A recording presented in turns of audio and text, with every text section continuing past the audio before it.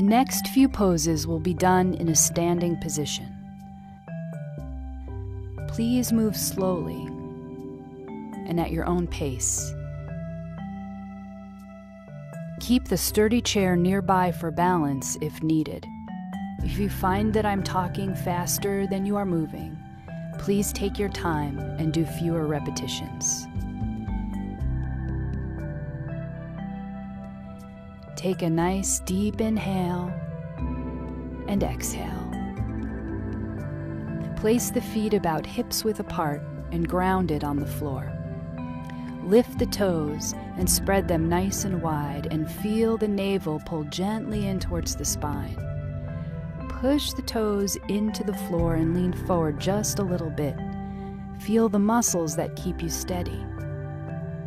Lean back just a little bit and feel the toes come up. Feel the muscles that keep you steady in this position. Now push all four corners of the feet into the floor. Notice the steadiness of mountain pose. Notice how the steadiness of mountain pose feels. On the next inhale, roll the shoulders towards the ears, back and down so the shoulders are slightly open. Let the palms rest open to the side. Inhale and let the arms rise with the palms facing up. Exhale, bend at the elbows and allow the hands to come down the center line. Sink into the knees just a little. Repeat this again. Inhale, lift the arms with the palms facing up. Allow the hands and face to be relaxed. Continue with this movement at your own pace. Breathe as you move, and try to coordinate the breath with the movement.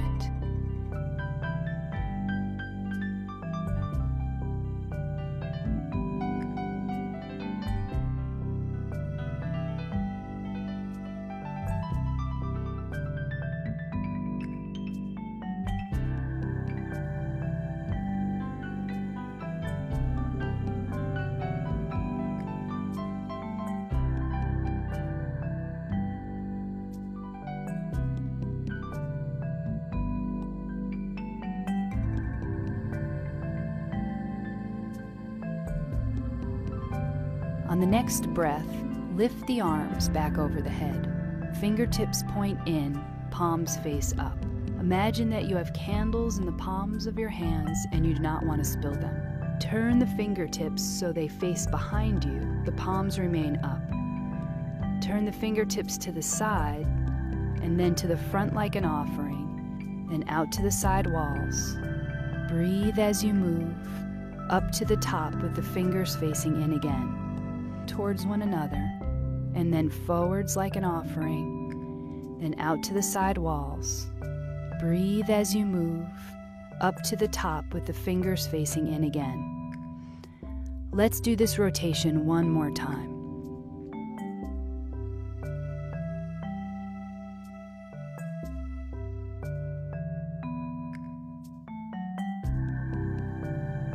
After the second rotation, allow the hands to cascade down by the side and let them rest. Pause for one slow inhale and exhale. One more breath. Inhale, exhale. This next exercise is excellent for strengthening the spine and gently stretching the muscles of the back, front, and sides. Attempt to make the movement easeful and gentle. We will do these movements with various arm positions. The first arm position is the easiest. Please be sure to stay with the one that feels best for your body. We will demonstrate them all. Take the right hand to the waist and then the left. Roll the shoulders open. And on the exhale, lean to the right. Inhale to the center. On the exhale, lean to the left. Inhale back to the center. Roll the shoulders up, back, and down. And on the next inhale, gently pull the navel towards the spine. Pull the shoulder blades softly together. Get a small lift in the chin and feel a sense of lengthening through the front of the body. On the next exhale, begin to fold gently forward. It does not have to be all the way. Bend the knees slightly. Inhale and rise back to a standing position. Open the left arm to the side. Keep the elbow bent. Leave the right hand on the waist. Inhale. Exhale, lean slightly to the right, and then return back to the center. Bring the left hand down to the waist. Lift the right arm. Inhale. Exhale and lengthen to the left. Return to the center. Roll the shoulders open. Gently pull the navel in towards the spine. Pull the shoulder blades softly together. Get a small lift in the chin. Exhale and fold forward halfway. Inhale back to standing. Open the left arm again. Inhale, and on the exhale, lean to the right. Inhale and return back to the center. Place the left hand on the waist. Lift the right arm. Inhale. On the exhale, lean to the left. Inhale and return back to the center. Roll the shoulders open. Lengthen through the front of the body. Slightly pull the shoulder blades together. Get a small lift in the chin. Exhale and fold forward. Knees slightly bent. Inhale and return to standing in mountain pose. Pause for a moment. Inhale and exhale. For this warrior sequence, attempt to keep the movements gentle and relaxed. If you notice that you are struggling, move the feet closer together. Lower the arms or make the movements smaller. This pose is great for strengthening the legs, respiration, and opening the shoulders. Step the left foot forward just a few feet. The back foot points in at a 45-degree angle. The front knee bends and the hips face front if possible. Inhale, open the arms and bend at the elbows. On the exhale, bring the hands and elbows towards each other. Inhale, open the arms and push the heart softly forwards. Relax the shoulders. Exhale, bring the arms together. Inhale, open the arms to where you feel comfortable. Exhale, relax the arms inwards. Inhale, open and expand. Exhale, contract. Inhale, exhale. Bring the hands back down by the side. Return to mountain pose. One breath here. Inhale, exhale. Step the right foot forward. Take a moment, there's no rush. Ground the back foot into the floor. Bend the front knee.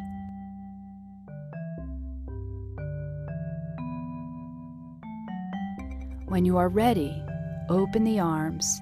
Inhale. Exhale, bring the hands and elbows towards one another. Inhale, open the arms. This is a relaxed opening in the chest. Exhale, bring the hands and arms towards one another. Inhale, repeat again, creating spaciousness with a full inhale. Exhale, contract and relax the arms slightly.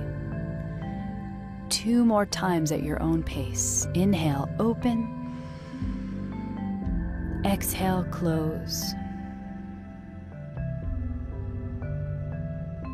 Let the hands rest down by the side and return back to mountain pose. Pause here for a few breaths.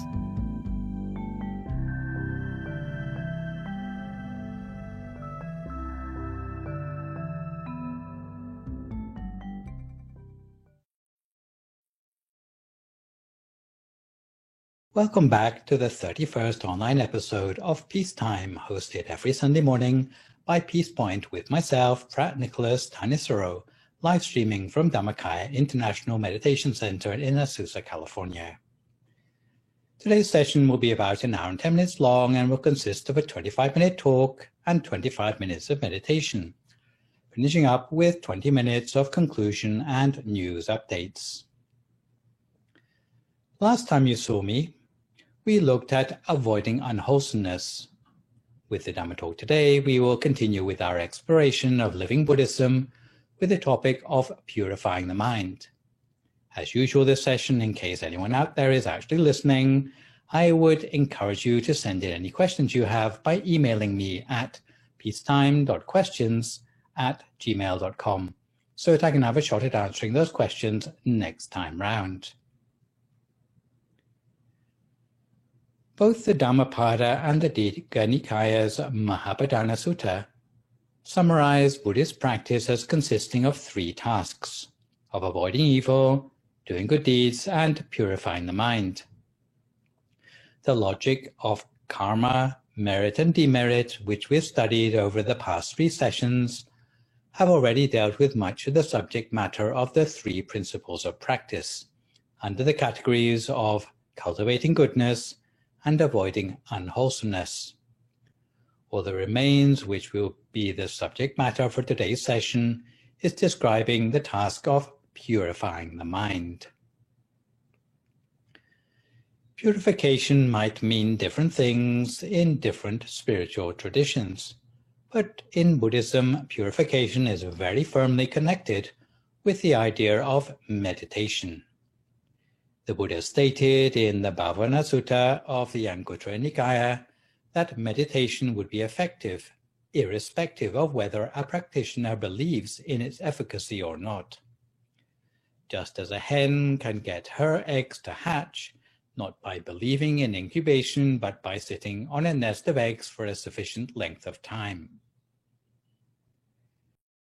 Although there are different ways of practicing meditation, to the point where the mind becomes free of thought, which in the Dhammakaya tradition is known as the standstill of the mind, Buddhism offers a shared system for describing the depth of meditation experience, irrespective of the meditation method used.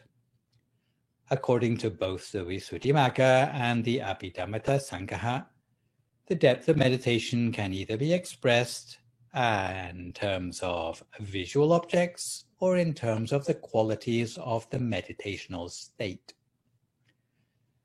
The three levels of depth in meditation expressed in terms of visual objects comprise the preparatory image, the acquired image, and the counter image as shown on the slide in green.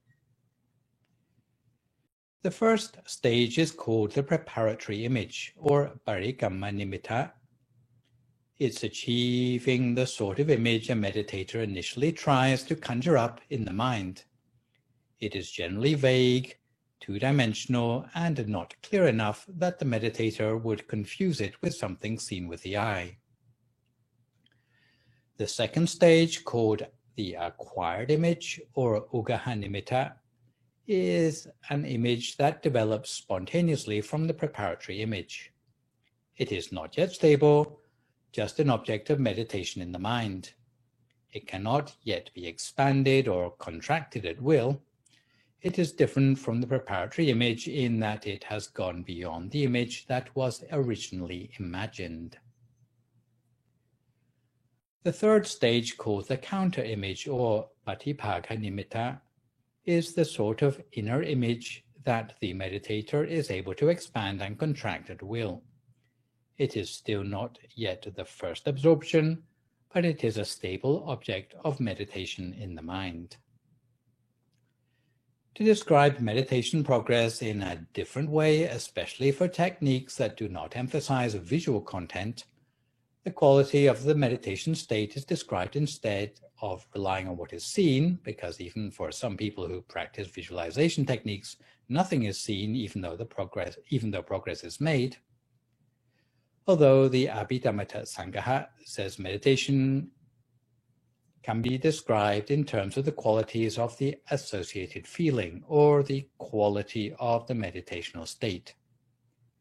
The 3 levels of depth in meditation expressed as qualities of meditational state comprise the preparatory concentration, neighborhood concentration, and attainment concentration, as shown on the slide in red.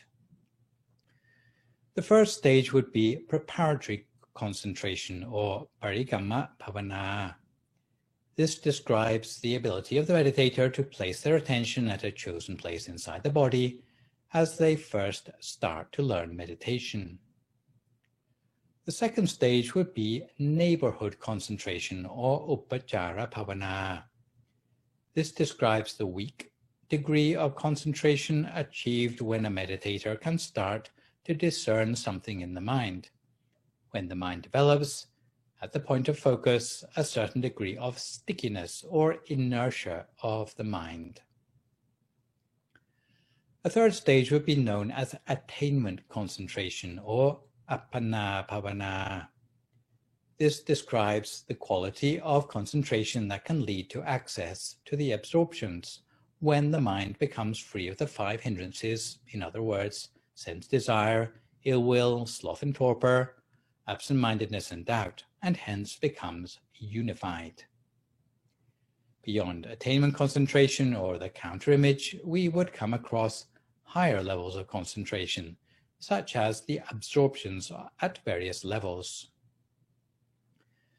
These are states of meditation that go beyond the initial unification of the mind. The logic of Buddhist meditation is that whatever the starting point in meditation, eventually there'll be a convergence of paths as the practitioner progresses in meditation toward enlightenment. For meditation, if you survey different traditions with their differing techniques, there is a huge spectrum of different starting points. In meditation alone, there are at least 40 traditional methods of meditation, which one can use as one's starting point.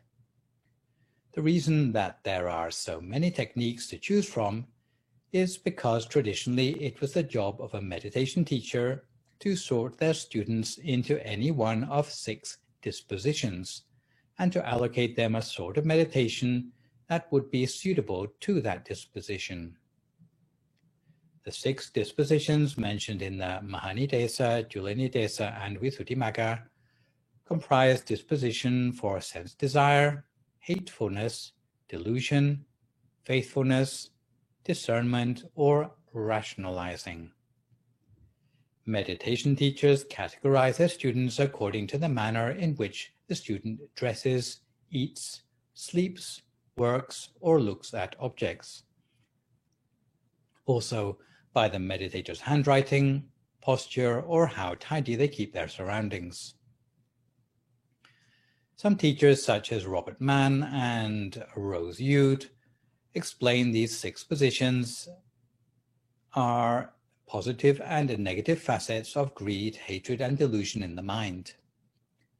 The sense-desire disposition is seen as the negative side of greed or lobha, whereas the faithful disposition is seen as the positive aspect. The hatred disposition is seen as the negative side of anger or dosa, whereas the discernment disposition, which means quickness to discern the main point in a situation, is seen as the positive aspect.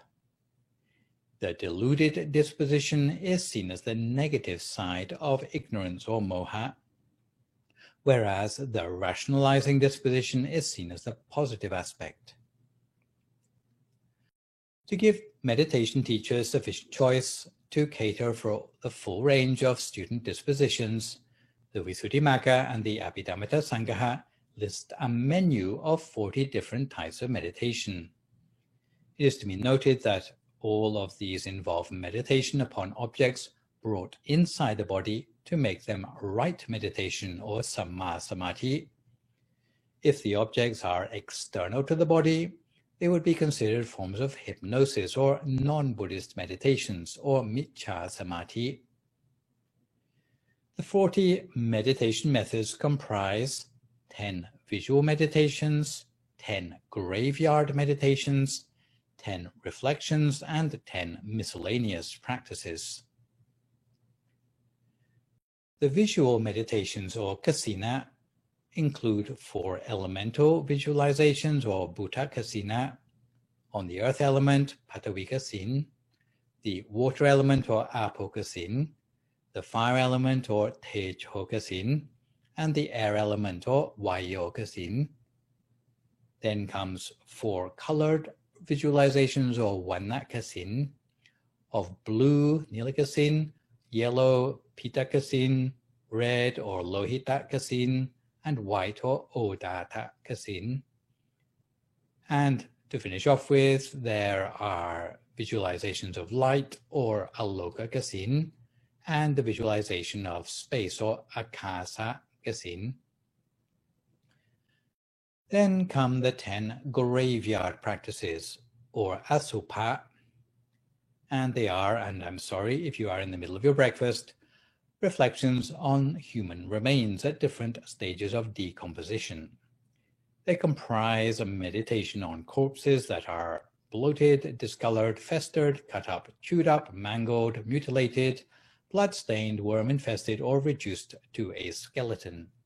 And before you rush to try any of these graveyard meditations at home, please listen to the limitations I will come back to in just a moment.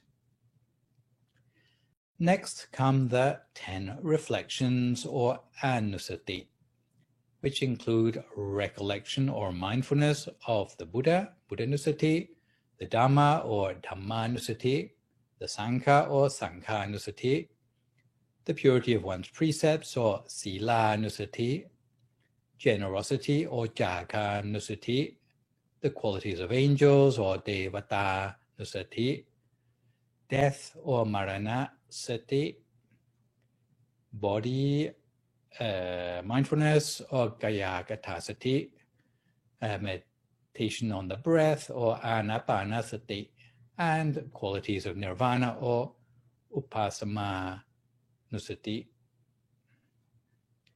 The 10 remaining methods of meditation comprise 4 divine abidings, technically referred to as Brahmavihara or Appamanya, meditation on loving kindness or Metta, compassion or Karuna, sympathetic joy or Mudita, and equanimity or Ubekha, meditation on the loathsomeness of food or Ahare Patikula Sanya, analysis of the 4 elements in the body or Jatu Dhatu Vavatana, and meditation on the 4 absorptions of the formless sphere or Arupa, comprising the spheres of infinity of space or Akasananchayatana, infinity of consciousness or Vinyananchayatana, the sphere of nothingness or Akinchanyayatana, and the sphere of neither perception nor non-perception or Neva Sanyana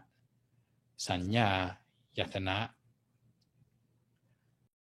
For those who have a sense-desired disposition, any of the graveyard meditations would be suitable. These graveyard practices are inadvisable for those of other dispositions, and I'll give some examples of why in a good and a bad way after our meditation today.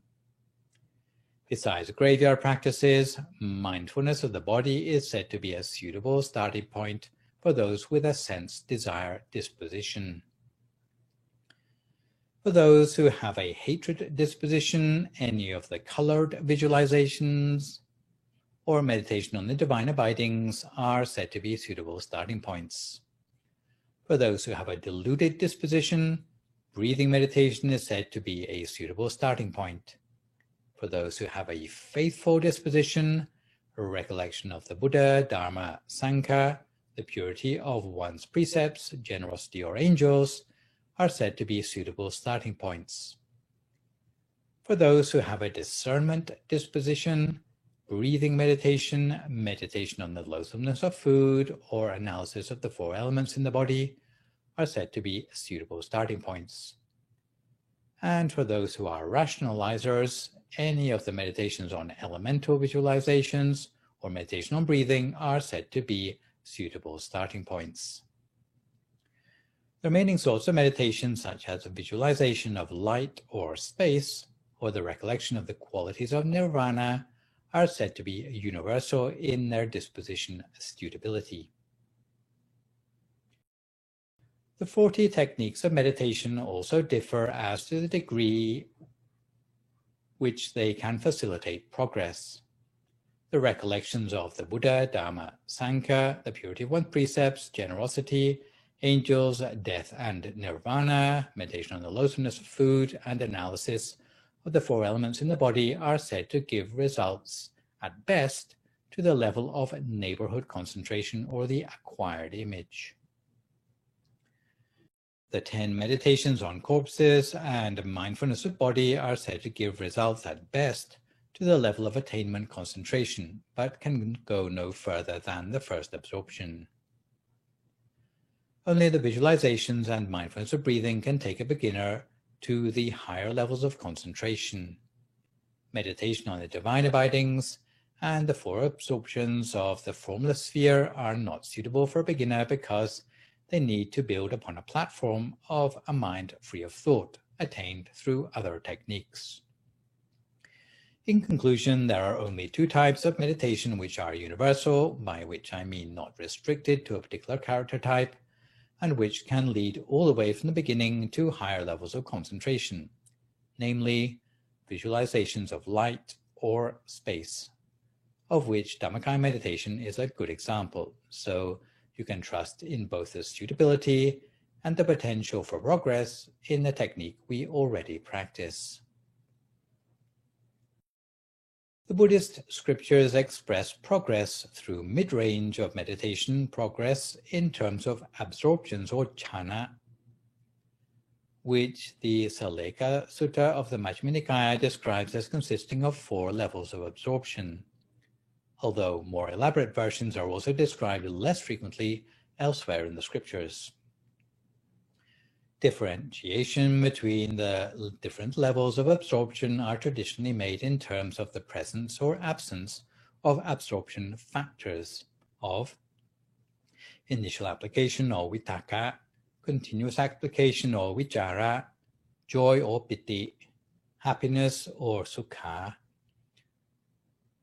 equanimity or ubekha, and one-pointedness or ekaggata. In the higher range of meditation progress beyond the absorptions, scriptural guidance becomes rather ambiguous, and practitioners must generally rely on a teacher or the oral tradition, by which I mean knowledge outside the scriptures, for clear guidance. Since it is difficult to verify progress in practice, we are particularly lucky in the Dhammakaya tradition to have rather more specific guidance. So we turn now to look at how in the Dhammakaya tradition we describe this same journey through the absorptions, because it is described not in terms of jhana factors, but in terms of what you might see along the way.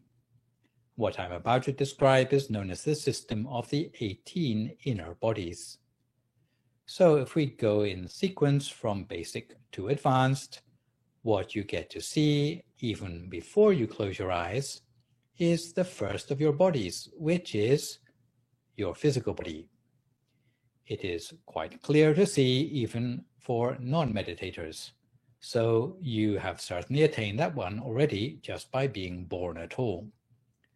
But what you may not know is that there's another 17 bodies inside that physical body, which you come into contact with if you progress through the meditational absorptions.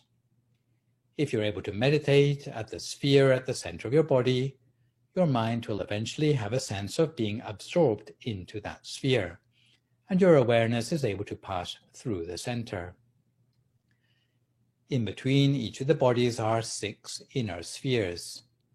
The Dhammanupassana Satipatthana sphere being the first, and then the sphere of morality or sila, the sphere of concentration or samadhi, the sphere of wisdom or panya, the sphere of liberation or vimutti, and the sphere of seeing and knowing of liberation or vimuttiyana-sthasana, each of which you expand outwards, rather like peeling the skin of an onion, and you peel off one layer and you get down to the next layer down, which maybe looks a little bit purer, a little bit more translucent than the last. Or you might compare it to dismantling one of those nesting Russian Matryoshka dolls, where you take off the Papa doll and you get the Mama doll underneath. You take off the Mama doll and you get the baby doll underneath. And just in case you are wondering, the pictures in the slides that follow are obtained from the main temple in Thailand, where there are a whole department of monks who are not only experts in meditation, but who are also gifted in fine arts. So those monks are responsible for drawing these pictures from first-hand experience. So having gone through the series of 6 spheres in this way, the 7th one is not a sphere anymore, it's an inner body. And I might add that in practice, meditators have different levels of self-awareness as they are passing through the central axis. Just as a person can take a car journey and they may fall asleep the moment the car sets off and wake up again at their destination, and they wouldn't be able to tell anyone how they got there. With meditation, similarly, some people can whisk through these inner experiences I'm describing, but they can't for the life of them tell you how they got there. For some, it's such a fleeting experience that they haven't had time to really notice what was happening during the meditation. However, given time and more mastery, they can slow down the process and see the inner spheres and bodies in more detail. So as your mind progresses inwards, we come to what's known as the refined human body, which looks pretty much the same as your physical body, but it seems to be frozen in time at the age of about 16. It's otherwise known as the astral body, the dream body, or the subtle body, which you would use when you are having a dream to go out and explore alternate realities while you are asleep. So that is the first layer in. The next layer, after another 6 spheres, of course, is what's known as the coarse angelic body. With each of the levels, you will notice that the inner bodies come in pairs, coarse and refined. Generally, coarse means the entry-level version, whereas as you progress with the same level of refinement, you get to the refined body, which is the high-end version of the same level of refinement, when you've reached a complete degree of mastery for that level. Here is the refined angelic body.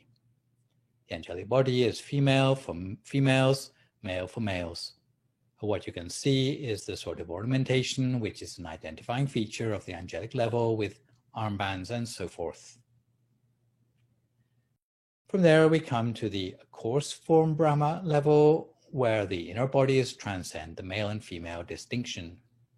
At this sort of godlike level, as usual, there are 2 levels for this form Brahma, coarse and refined, and here is the refined form Brahma level.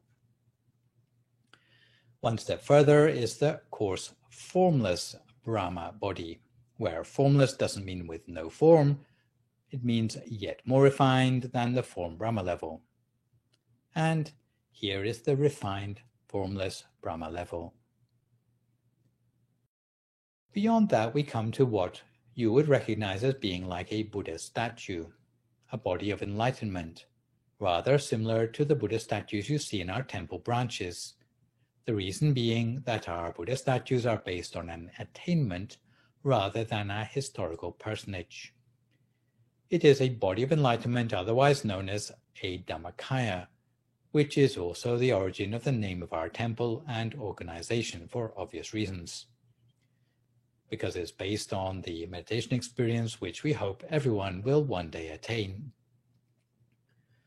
On the level of the body of enlightenment, it's not just one level, I should add, but there are 10 levels of Dhammakaya, which start with the switchover or Gotrapu level and continue with the levels otherwise known as the paths and fruits of nirvana that I have mentioned in previous sessions. So they comprise the stream enterer, once returner, non-returner, and arahant, each with coarse and refined versions, to give a total of 10. So to look at the big picture, if we study an overview of the 18 inner bodies, or a sample of them anyway, we see that they are broadly organized on 3 planes of meditational experience: the sensual plane, the form plane, and the formless plane, named according to the source of happiness in each plane. On the sensual plane, where pleasure comes via the senses, we have the physical body, the refined human body, and the angelic bodies. Because they are still in the sensual plane, you see male inner bodies for males, female inner bodies for females.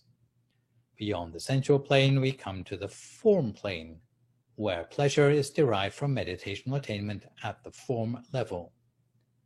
On the form plane, gender distinctions are transcended, since the nature of the associated consciousness is much more high-minded, and without putting too fine a point on it, the associated consciousness has somehow transcended its base nature and urges. Beyond the form Brahma plane, you get to the formless Brahma plane, and here again we see the coarse and refined formless Brahma bodies, where pleasure is derived from the meditational attainment at the formless level. And beyond the formless Brahma plane, you get to the level of bodies of enlightenment, which is beyond that formless plane. This is where you really have crossed the boundary between mundane or the Lokiya experience and reached the transcendental or Lokuttara experience. Since, according to the Dhammakaya understanding of meditation, a meditator's attainment leads not only to the arising of a body, but also to all the senses and knowledge associated with that body. When the meditator looks at something with the eyes of, let's say, an angel or of a Buddha, they will see things according to the reality, which is much more accurate than they could see using the eyes of their physical human body. This is the origin of the word special seeing, referred to in the etymology of the word vipassana. What one sees in one's meditation at this point is no longer a figment of your imagination, but is based on a more subtle reality, because you have a different platform upon which you are actually obtaining knowledge about the world. You're not suddenly using a different sort of vipassana meditation, but the special seeing is an inbuilt stage of maturation of the meditation which you have reached at this point. So, to refer to the unanswered question which we started out with of how, in the mid-stages of meditation, we can know what absorption we have reached, according to the Dhammakaya tradition, instead of using jhana factors, we can define the level of absorption as corresponding to the inner bodies seen at each level of attainment. So, for the first absorption at the lowest extent, the attainment will be marked by appearance of the Patamamaka sphere. In other words, the diamond bright sphere, technically known as the Dhammanupassana Satipatthana sphere. And for scriptural reference sticklers amongst you who want to compare this phenomenon to teachings in the Mahasatipatthana Sutta, you will also find that word. For the first absorption at its highest extent, the attainment will be marked by appearance of the subtle human body. For the second absorption, the attainment will be marked by appearance of the angelic body. For the third absorption, the attainment will be marked by the appearance of the form Brahma body.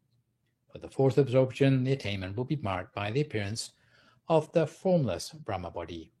And beyond the fourth absorption, the attainment will be marked by appearance of bodies of enlightenment on various levels. So, with all this talk of attaining inner spheres and inner bodies, this is probably a suitable juncture to take a break from talking about meditation and actually do some meditation. So at this time, we settle ourselves down for 25 minutes of meditation. If you would like to find a comfortable sitting position for yourself now as you listen to my guidance.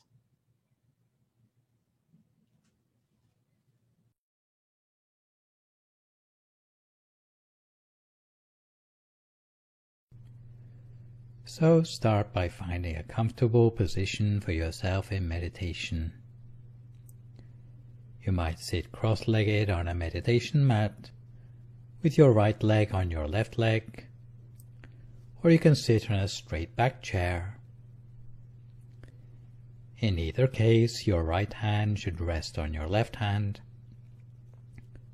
and the index finger of your right hand should touch against the thumb of your left hand, with your hands resting palm upwards on your lap, lightly and gently. And close your eyes very softly, as if you were only half closing your eyes, similar to the way you might close your eyes to go to sleep.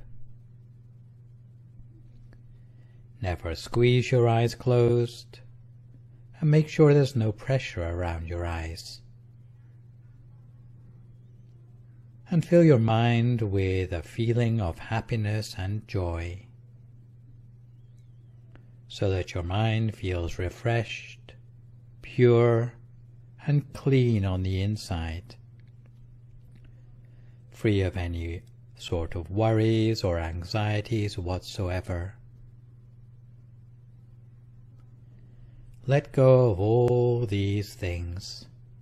Allow your mind to be empty, and imagine that inside yourself is just an empty space, without any organs or tissues, without any muscles or bones. Just like an empty cavity inside yourself, a hollow space within you, empty, rather like a crystal tube or a diamond pipe, bright and clear inside yourself. Once we understand the principles of meditation according to all we have learned, we'll realize that there are pure inner elements within ourselves which can offer us solace and healing in life, if we can reconnect with them. But to reconnect, we first need to refine our mind, to make the mind as refined as those inner elements themselves. The mind has to be as refined as the inner elements in order to perceive and experience them at first hand. Thus the mind needs to be very refined indeed, to be able to attain it, even to be able to see or feel those inner elements. Therefore our job as a meditator is to refine the mind to a point where we can experience the subtle inner reality. In our everyday life, down to the present day, we have been preoccupied with making our living, looking after our household and family, and there have been things that have caused our mind to become coarse, because we have to use our mind to think, speak, and take action. Therefore the mind becomes coarse, and once it's coarse, it's unable to reach the pure inner elements within ourselves. Everyday life habituates us to such coarseness of mind, as a result of all the struggles, conflict, and hardship we have to deal with in life. This is how our mind becomes, because when we have to struggle, when we have to have the words and actions to get by, Sometimes we pick up the negative emotions from our colleagues at work, who are for the most part coarse of mind anyway. Therefore, when we come to meditate, our mind becomes gross and coarse, because it's always caught up with all the thoughts of the workplace. It's always appropriate to deal with coarse phenomena by coarse methodology. If we're dealing with subtle things, we have to use subtle methodology. If we use a methodology to fit the issue, there is nothing we cannot improve. We choose methodology appropriate to the issue we're dealing with. Knowing that the mind is subtle, we must use subtle methodology. It's a methodology which is not the same as for the things in the outside world. In the outside world we have to think, but when dealing with the mind it's important that we don't think. For the work of the outside world it's necessary to speak, but for the inner work we say nothing. For the work of the outside world it's necessary to move around, but for the inner work it's necessary to remain still. For meditation it's imperative that we don't attempt to think, speak, or do anything. We mustn't have any expectations about what we're going to see, because it's unlikely that we are just going to touch upon those pure inner elements by accident. The mind needs to become subtle first. Therefore, for the period of our meditation, we can forget about thinking, speaking, or doing anything. Simply allow the mind to remain in stillness at the center of the body, at the seventh base of the mind, which is located at the center of our stomach, about 2 finger breadths above the level of the navel, in the center of our body. The center of the body is particularly important because it's the only place in our body where the mind can stop. It is the place where mind and body can come into balance. It is aligned with the turning point of the deepest breath, and it is the center of wisdom in the body. We must bring our mind, which normally wanders all over the place, back to this point at the center of the body, in a soft and gentle way, resting it there consistently, lightly, and gently the whole of the time. If we can rest our mind at the center of the body in a light and gentle way, we'll have the feeling of expansion inside ourselves. Our eyes shouldn't stare down at our center. They should look straight ahead as they normally do, because they have nothing to do with the process of meditation. We will have the feeling as if there is expansion and spaciousness inside ourselves, which gives us a feeling as if our body seems to melt away into the atmosphere around us. Sometimes we may like to imagine a bright object at the center of the body, such as a bright shining sun, a full moon, a star, or a diamond at our center. But the way we imagine such an image should be in the same vein as already mentioned for resting the mind at the center, that is, gently, softly, and continuously, as if we were looking at a commonplace object such as a rose, something we don't bother to stare at, but which we can just gaze at gently. In fact, it doesn't have to be a rose, it could be any object which we are used to thinking of. Whatever we choose, we should imagine it continuously, in a light and gentle way. If we reach the perfect equilibrium in our meditation, we will have a sense of lightness and expansion at the center of the body. We'll find that the inner experience expands outwards, and this would be the right way of doing things. However, if we have a feeling in our meditation that something is blunt or stressed or narrow, then we shouldn't force ourselves to go further with meditation that feels like that.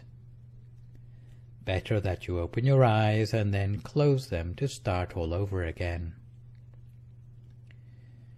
We have to approach our meditation gently, lightly, and patiently, with our mind at a standstill at the center, in a subtle and gentle way, with our mind bright and clear at the center. In the beginning you may not see very much, but that doesn't matter, because if our mind is simply at a standstill at the center, before long we will have the feeling of lightness and expansion, bringing us a feeling of contentment in our meditation. We'll feel that we'd like to stay with this feeling for a long, long time. We won't have any feeling of boredom with our practice. If you find that this is how your meditation is going, then there's no need to change your methodology. There's no need to analyze or have a mental commentary on your practice. Don't try to make the meditation happen, but allow it to happen of its own accord. Allow your mind to become peaceful by itself. Don't try staring at the center of your body, and don't try using your eyes to see the object of meditation. There's no need to analyze or reflect on what you're doing.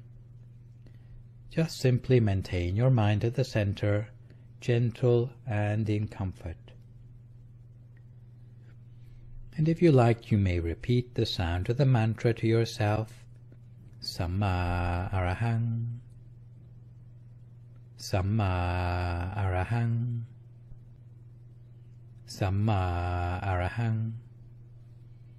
You can repeat the mantra or not repeat it as you wish. If you find repeating it helps you, it means that you can keep on repeating it over and over again to yourself until your mind comes to a standstill at the center.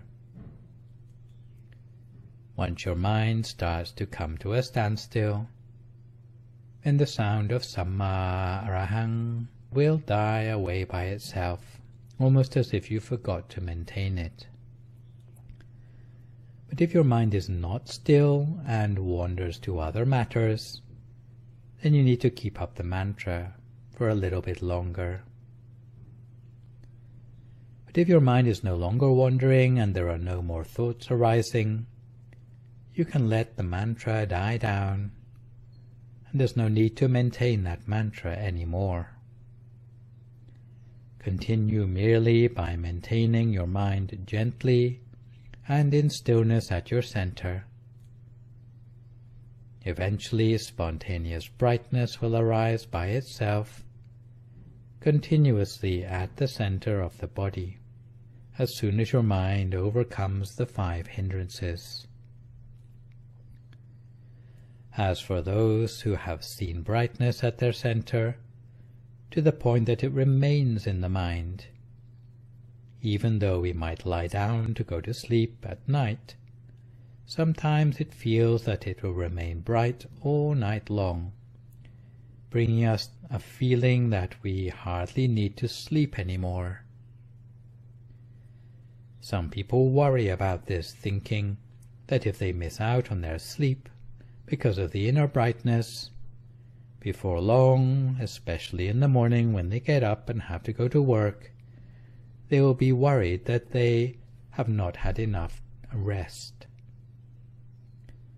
because conventionally speaking we are told we need 6 or 8 hours of sleep per night.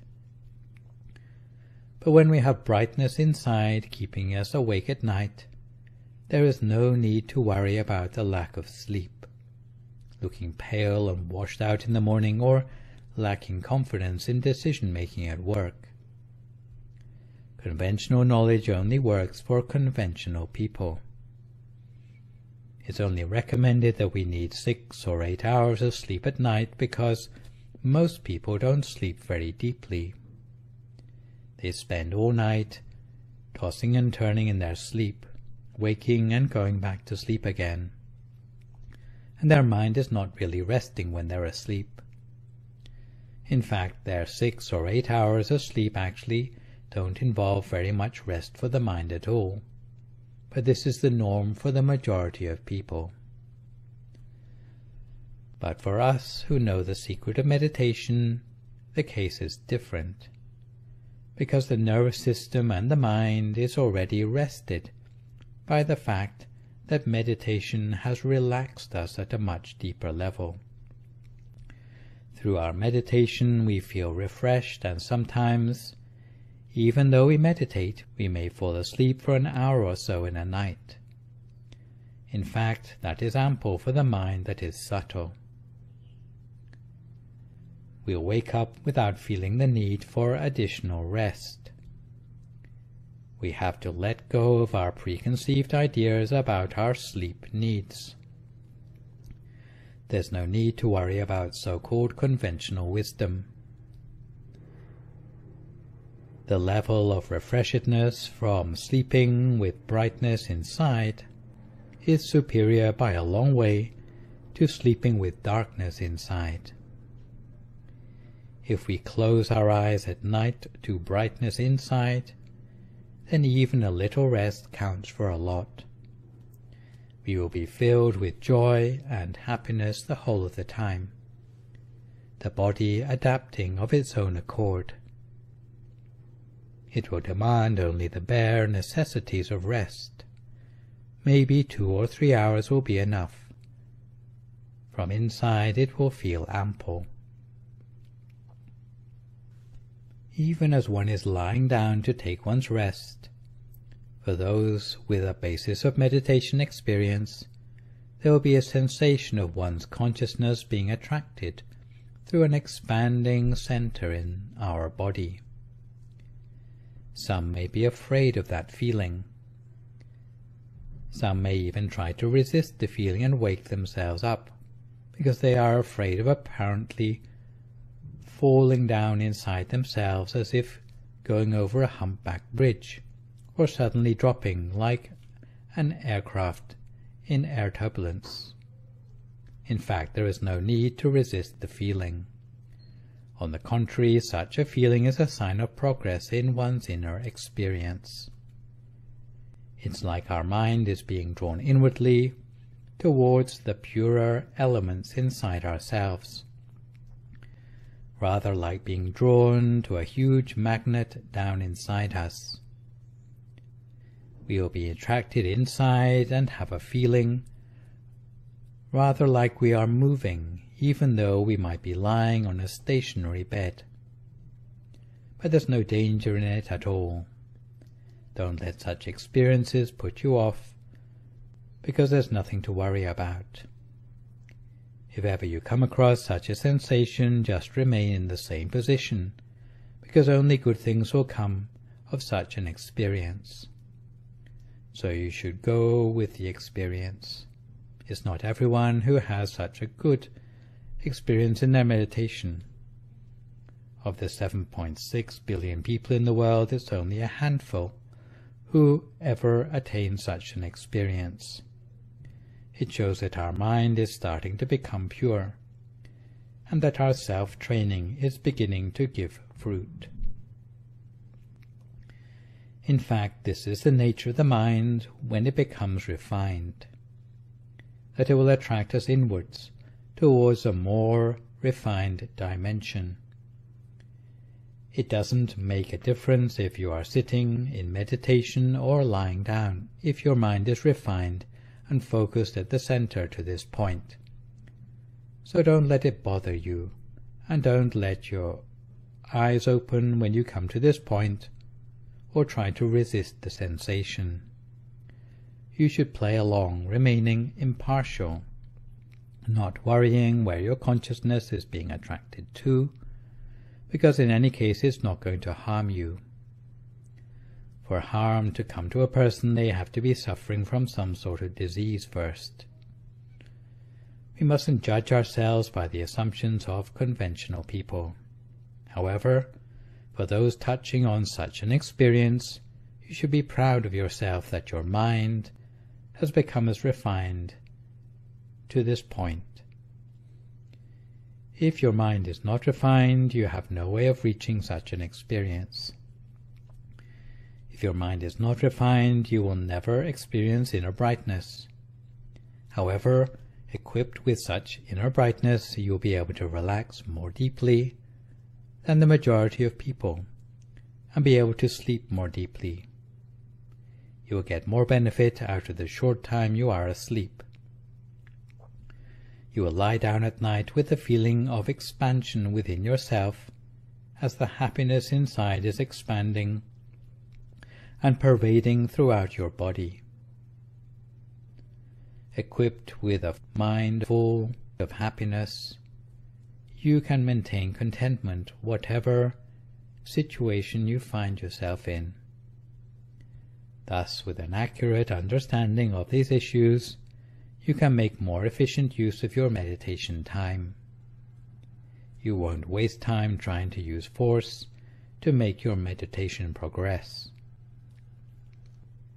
If the image is not clear to you, adjust the subtlety of your mind rather than trying to adjust the clarity of the image directly. Accept whatever you have to see inside. Whatever there is to see, just observe it without trying to interfere with it. For anyone who is tired or sleepy or stressed, allow yourself to fall asleep in your meditation for a moment, and when you wake up, continue with your meditation. If you have an itch, then scratch. If you have a lot of thoughts coming through your mind, open your eyes and close them again. If you have aches or pains, then just change position. Anyone who perseveres with meditation and makes it a habitual part of their daily practice will be able to achieve success, if not sooner than later, and all of you eventually will be able to touch upon the transformative inner experiences which lie within before long. So now, each to their own meditation practice in silence for a few more moments now, until we come to the appropriate time.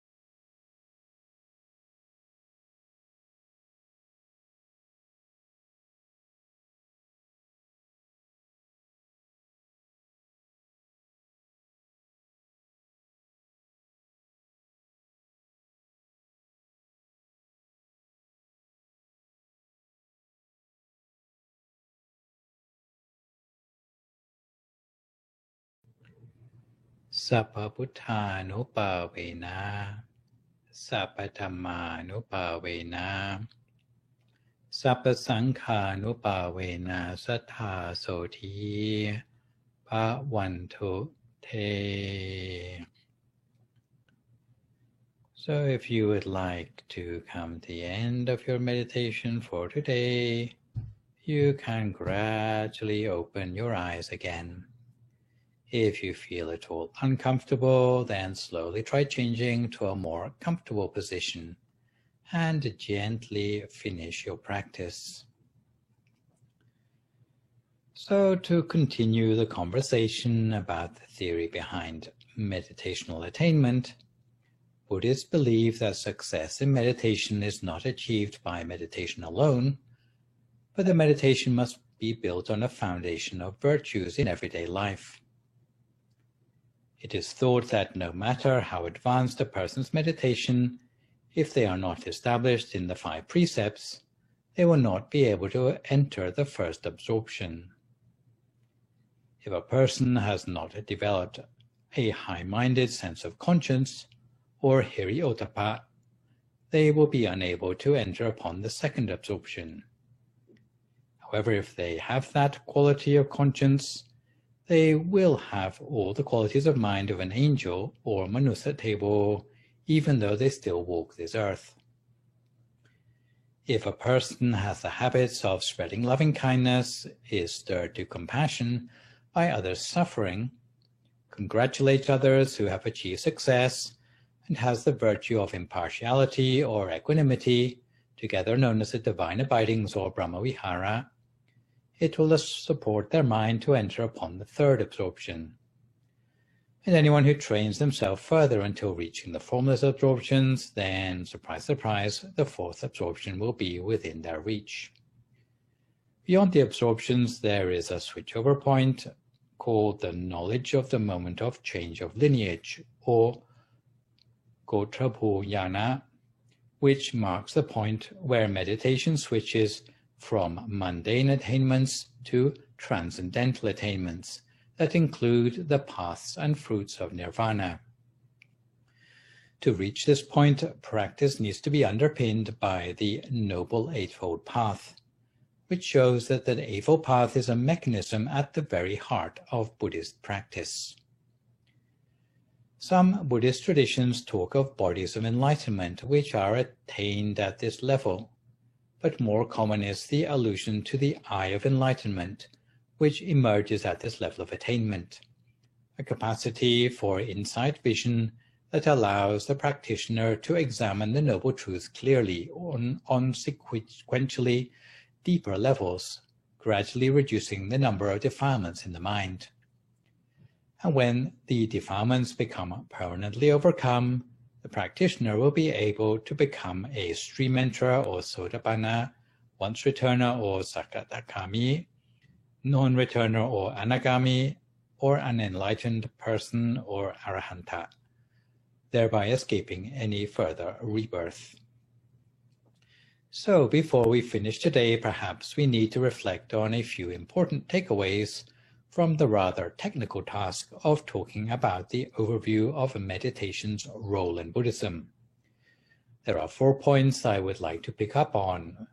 Firstly, misunderstandings to do with samatha vipassana. Secondly, the perils of adopting the wrong approach to meditation. Thirdly, unskillful use of the inner bodies. And lastly, equivalence between meditational attainment and afterlife destinations. So, to start with, in theory, the ability to get some special knowledge would only start happening at the moment you obtain the absorptions in your meditation. In Buddhism, there is a distinction made between 2 stages of meditation. However, some people have exaggerated this distinction further to make an artificial division between what's known as samatha practices, which means practices to do with establishing calm, and practices they perceive as more advanced, the so-called vipassana practices, which involve insight. Most methods of meditation that are complete would incorporate both stages or aspects of meditation. This is because your mind needs to be calm first before it's settled enough to penetrate any new knowledge. It's like you have a new telescope, but if you can't hold the telescope still, then how are you going to get a clear focus to actually see anything through the telescope?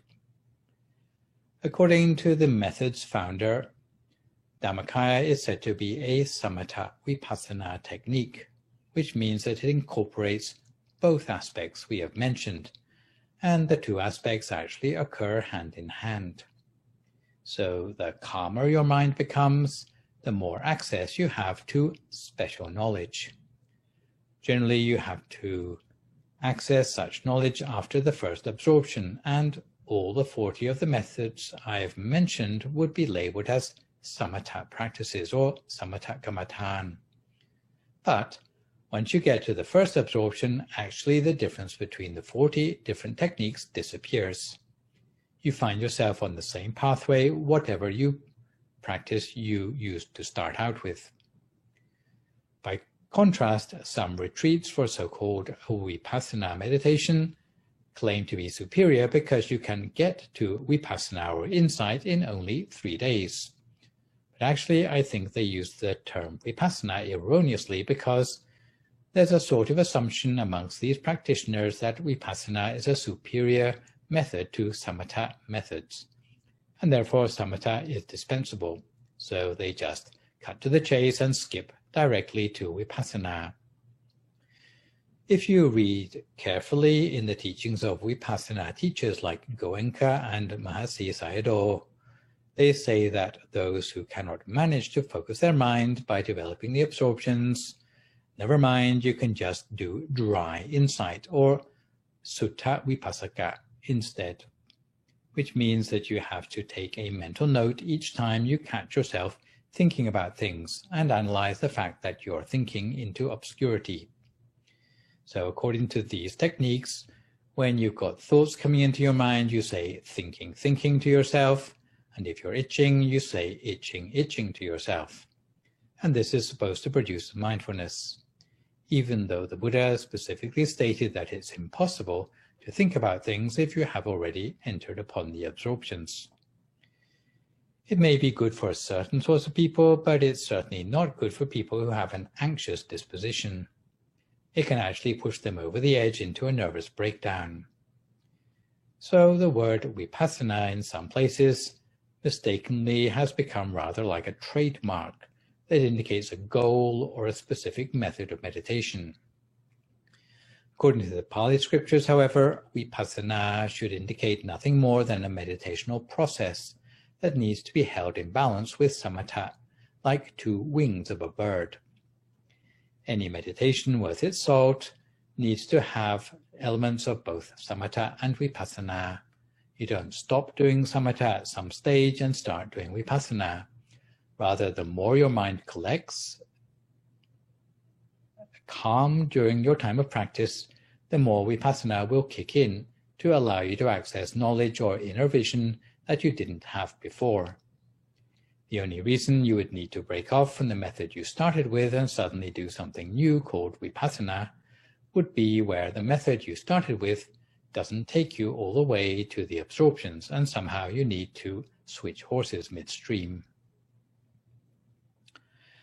So, just now we heard about people having nervous breakdowns from thinking about the fact that they're thinking. The same sort of problem can also happen from the graveyard practices which I warned you about before. So I'd like to take a few moments to reflect on the possible perils of exposing yourself to a meditation technique unsuited to your disposition. And this is particularly the case for exposure to the more hardcore meditations on the menu, such as the graveyard meditations or meditation on allosomeness. Don't get me wrong, sometimes such exposure can help people in their meditation if they are of the right disposition. And there's a story of a princess in the Dhammapada commentary, and this princess, like in the fairy tale of the Princess and the Pea, wasn't familiar with very much hardship in life. This particular princess was called Ubari. In this particular case, one day the princess was forced to use a public restroom and was shocked to find a heap of writhing maggots there. In fact, she was so shocked that she spontaneously entered upon the first absorption. Later on, she refined her meditation further and consequently was reborn in the Brahma world. So what we can deduce from this particular story is that the princess was probably of the sense-desire disposition. However, if you are not a princess filled with sense-desire, it may be the case that being exposed to loathsomeness or decomposing human remains might have quite the opposite effect. There is a real-life story I often tell in this connection, which is a story of medical students. Some medical students were having a laugh, and they thought they would play a prank at the expense of their roomie. So one day when they were in the autopsy room, they stole someone's arm, and they brought it back to their dormitory with them, and they put it in their roomie's bed, with just the fingers showing above the covers. And when the roomie came home completely unprepared and pulled back the bed covers, thinking, who's this person who's hiding under my comforter, he found that there was no person, it was just a person's arm. So they went into a state of shock and were admitted to a mental hospital, and they never recovered again. So in this case, the shock of loathsomeness obviously didn't lead to a good outcome. Generally, these sorts of meditation have the potential to get you the short distance from basic meditation up to the first absorption. It may be effective for those of you who are attached to sense desire, perhaps if you are a young monk enticed by feminine beauty, in which case you can go and calm yourself down by going and looking at some dead beautiful ladies in the morgue. I should add that with all these sorts of meditation, they are designed to be the basis of a visualization where you eventually turn the image to crystal and bring it to your center, because that's where the absorption is going to happen. This applies whether it's the image of a corpse or anything else of a loathsome nature. Unfortunately, we have sanitized our society so much these days that we hide death away. It could be argued that by doing this, we lose contact with the opportunity for exposure to loathsomeness in everyday aspects of life. In the old days, the community used to help clean the corpses of loved ones themselves, and it served as part of the grieving process. Nowadays, all we see is a corpse in a funeral parlor, so beautified with makeup that it looks as if the deceased is going to wake up at any moment. If you ever look at the chanting in Thai temples, you will notice that part of the evening chanting has the recollection, "We are of a nature to die, we have not gone beyond dying," and is chanted daily as a way to bring death to mind a little each day. Not too much to the point of morbid obsession, but just enough to have the awareness that life should be valued because it doesn't last forever. The good news is, for those of you practicing universally applicable techniques like Dhammakaya meditation on inner light or space, getting the wrong meditation technique for your disposition is not something you really need to worry about. And turning to the subject of inner bodies in other contexts, some people have asked me whether lucid dreaming and astral projection are examples of attaining inner bodies, and whether they are therefore useful for meditators. And my answer would be that both astral projection and lucid dreaming would indeed be examples of using the astral body, or in other words, the subtle human body. But since that body is used in a way that you don't have too much conscious control over it, you have to fall asleep or get in a trance first, then it is not to be encouraged.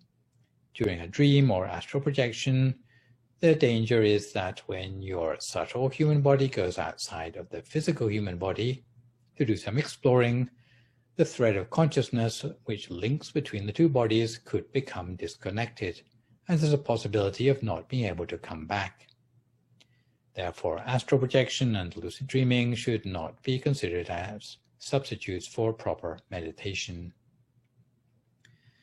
And last but not least, I'll leave you with a few thoughts on the equivalence between states of mind and realms of existence.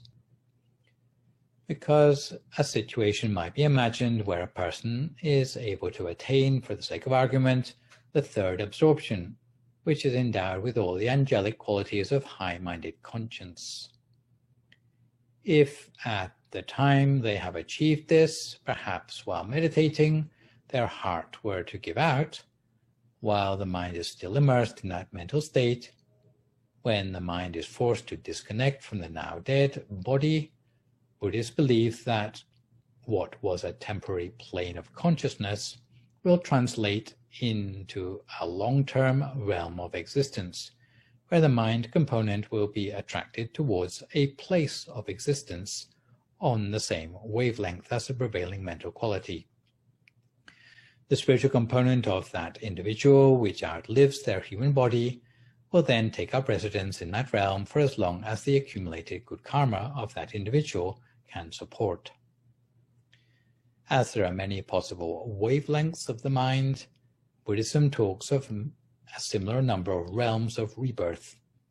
But here, in brief, attaining the first absorption would lead to rebirth in the human realm, dependent on the karma that person has accrued. The second absorption would lead to rebirth in the heaven realms. The third absorption would lead to rebirth in the form Brahma realms. And the fourth absorption would lead to rebirth in the formless Brahma realms. Enlightened states of attainment would lead to no further rebirth or rebirth in the fortunate realm of your choice. So this session has dealt with the means by which Buddhists purify the mind. In the next session, taking up from where this session has left off, we will examine a Buddhist version of transition at death and speculate in more detail on afterlife destinations. So we come to the time in our live stream when we open up to questions sent in by viewers in advance. Today the question comes from Kathleen of Glendora, California. She writes, I enjoyed your previous Sunday Buddhist class on the avoidance of defilements, but I have a few questions. In fact, 3 connected questions. Firstly, since Buddha was without defilements, am I correct in thinking he no longer needed to worry about avoiding defilements? Hi Kathleen, and thank you for your questions. On the Buddha's avoidance of defilements, I should clarify that personally, whether the Buddha avoided defilements or not, no longer affected his personal chances of entry into Parinibbana, which was a foregone conclusion. But the reason the Buddha needed to continue to do good deeds and avoid unwholesomeness was mostly to avoid scandal and gossip that might bring Buddhism into disrepute for those practicing it, in his own generation and for future generations. Therefore, he had to be careful about his behavior to uphold the good name of Buddhism in the eyes of skeptics or potential denigrators of the tradition, which you might refer to as defilements to Buddhism as a whole. So as a second part to the question, since the Buddha gained special powers through his enlightenment, am I right in thinking he could use these powers to avoid evil attacks? Okay. So it's true that anyone who has done a lot of good deeds will have more special power to draw upon when confronted by attacks from evil. And this can be seen with the Buddha even before his enlightenment, when he confronted the hordes of Mara who tried to deflect him from his intention to become enlightened. What you notice from that part of the Buddha's biography, however, is that he fought back by bearing witness to all the 10 perfections he cultivated in his past, which you could say is the accumulated virtues from doing so much goodness over the course of many lifetimes. Watch out though, because as you get more powers, you make yourself a bigger target for the attacks of evil, and even after the Buddha had become enlightened, he was still subject to attacks, some of which he could solve, like persecution by Devadatta or Magandiya, but some which he couldn't manage to avoid. Like having to suffer from a drought and famine and not getting the chance to extend his lifetime beyond 80 years. So in conclusion, having enlightenment both upgrades your ability to avoid evil, but it also puts you in the major league and paints a target on your back for temptations, so be careful. The last part of the question is, can an average person clear their defilements enough to gain some of the powers to avoid defilements and protect themselves from evil attacks? The answer to this part of the question, luckily, is a yes. we don't have to wait to become enlightened to start protecting ourselves from the attacks of evil. We have seen from the lecture last time that there are 3 strategies to avoid evil: situational, planned, and transcendental avoidance. The transcendental avoidance alone is the domain of those who have reached the stages of enlightenment, like the Buddha or Kuttamitta's, the hunter's wife. For mere mortals like ourselves, there still remains situational avoidance and planned avoidance. Situational avoidance means that we have to have a high sense of conscience and study carefully about the effects of our karmic action in order to make the choices in our lives that will protect us from picking up evil that would otherwise attack us. Even more efficient than this is the planned avoidance strategy, which means upholding the 5 precepts, which will take care of the 5 main karmic vulnerabilities which we have to being attacked by evil. As our teacher in Thailand, the Venerable Tachiwo, advises, all we need to do is make sure that any day that we have not yet undertaken to keep the 5 precepts, that we should not dare to leave the house. And in this way, you don't need to have magic powers in order to deflect any evil that crosses your path. For today, let me finish up with a quick mention about temple support and a news updates about the availability of meditation teaching in English. Those of you who like to visit the temple in Azusa to bring offerings, please be informed that we are still using the offering site in the parking lot next to the main temple building between 10 and 11 a.m. each day. If you have trouble with the passcode or at the gate or wish to visit at a different time, please call Jenny on 562-716-2961. There will be at least 1 monk on standby in PPE to receive your offering and give you a short blessing. English-speaking monks will be on duty on most weekdays. A short ceremony for 5 precepts, meditation and a blessing are given on the weekends starting at 10:45 a.m. And for those unable to visit in person, all the other ways of accepting money transfers to the IMC are still available, whether it be mailing checks, bank transfer, Zelle, or Venmo. Needless to say, the whole temple would like to rejoice in the merits of all continuing to take the opportunity to support the temple in this way. Meditation continues to be valuable in tackling lockdown fatigue, and in this respect, despite the relegation to the yellow tier here at the temple, we are still in a position where we have no face-to-face teaching sessions for the interim. You can, however, continue to access Dhamma teachings in English through several convenient channels. For aficionados of Zoom meetings, you can access the Inner Peace channel content by joining the Zoom channel ID 970-1192-2337, meeting passcode 072, and as you will see from the updated program schedule on the slide, content is available for most of the day now, 7 days a week, and brings together all the usual programming from our temple with the English and Spanish content from various branches across the US. The times shown on this particular slide are for the West Coast. For content local to Azusa, you can continue to follow teachings at the YouTube channel called Peace Point Meditation or the Facebook page of Peace Point Meditation. For those of you who are particularly interested in my talks, you can subscribe to the YouTube channel, which I have set up in my own name. And according to the current Peace Point schedule, every Sunday morning you have got me with live material and archive material on alternating Sundays. Venerable Sopon appears every Thursday evening.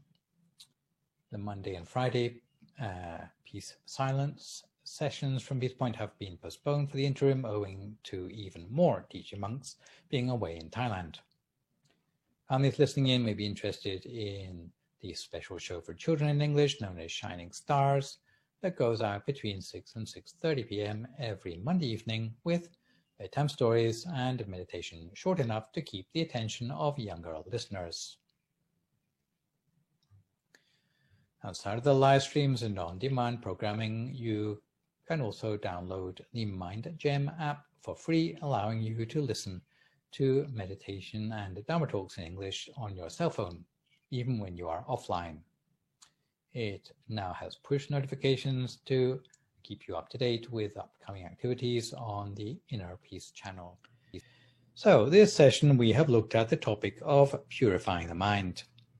For my next live session with you, which will, fingers crossed, be a week on Sunday morning, we'll be moving on to look at something along the lines of death and dying. For good measure, I would like to remind viewers you can email your questions about meditation and what you've heard in the lecture to the email address as you can see spelled out in the slide. And I'll do my best to answer these on my next session. In the meantime, try to stay healthy, avoid recklessness or complacency in the face of the virus, maintain a positive mood, speak only positive words, forgive others, extend good wishes to others, and meditate daily. Hopefully, as a result of today's session, you will have the confidence in your meditation practice, which is boosted by the new theoretical knowledge and background which I provided today. So for today, this is me, Prat Nicholas Tanisros, signing off for this session. So long, folks, and stay safe.